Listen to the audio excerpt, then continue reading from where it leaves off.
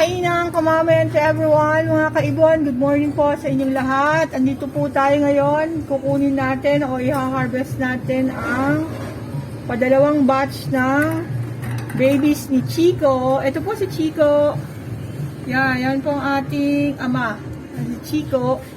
And then, ang kanilang ina ay nandito pa po sa loob. Si Max. Kailangan na po nating tanggalin kasi medyo malalaki naman ang sisiw. And, yan, lumabas na. Si Max po yan, ang kanilang ina. Kukunin natin ang kanilang sisiw.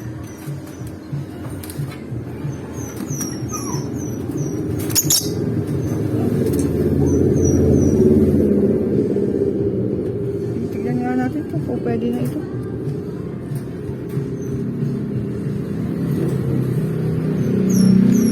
Wait.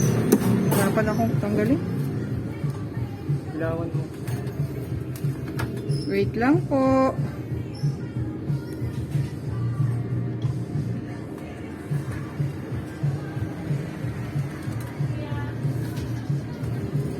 Ano po yan?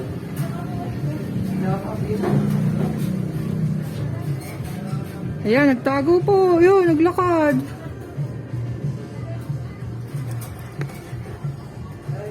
Baka makalusot siya. Ito po yung medyo ano na. Wow. Mukhang grayish. Ito na po yung isa. Nakakabukas na po ang mata. Very good. 1,